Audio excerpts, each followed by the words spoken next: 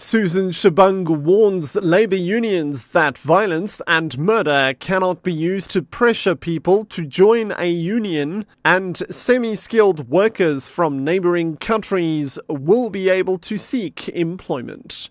I'm Richard Brooks. Mineral Resources Minister Susan Shabangu has warned labour unions that violence and murder cannot be used to pressure people to join a union.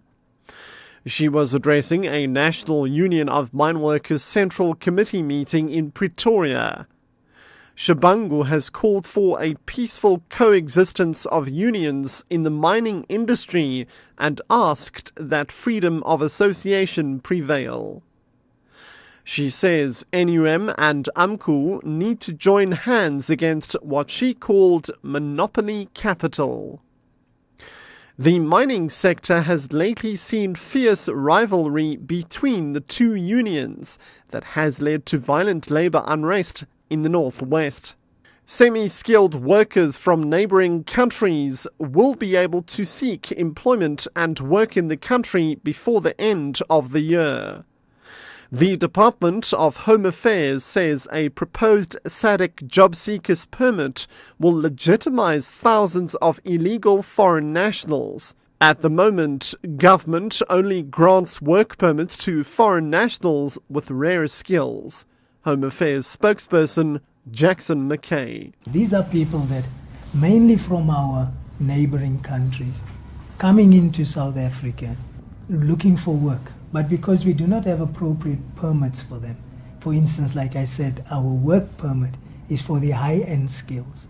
And because we do not have a permit for the low-end skills except the corporate permit, and people want to go into an area of work that is not covered by the corporate permit, for instance. They want to come work in restaurants in South Africa, hospitality industry. They want to come and work in any other industry where there's a low or middle skills are required. We don't have such a permit. Defence Minister Nosiviwe Mapisa-Nqakula has admitted that South Africa had indeed deployed troops and military equipment in countries around the Central African Republic, including the DRC and Uganda. This was shortly after clashes that led to the deaths of 14 soldiers. At the time, government denied reports that it had combined troops in the two countries. Mapisa-Nqakula explains. At the time when people wanted this information about whether we were deployed to strategic areas around that area, we could not confirm it because we had our people, they were vulnerable, who could have been attacked. We can now explain about the deployment of those strategic airlifting capabilities in those areas. They were part of the 400. They were meant to assist in the evacuation. Authorities in Mpumalanga have called on Mozambique, Swaziland and Zimbabwe to assist in the fight against rhino poaching.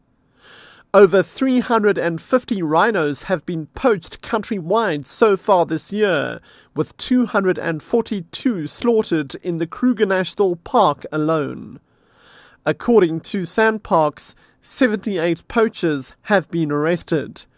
Community Safety MEC in Mpumalanga, Vusi Shongwe. The issue of rhino poaching is an international issue because it involves other countries like Eurasia. Hence, the market is so rife in the neighboring countries, particularly your Mozambique and Zimbabwe. We agreed with the Mozambican government that we must work together in making sure that we cap this particular program. And we are almost successful in dealing with those particular areas because the number of poachers were arrested in the province. The majority of them are people from outside South Africa.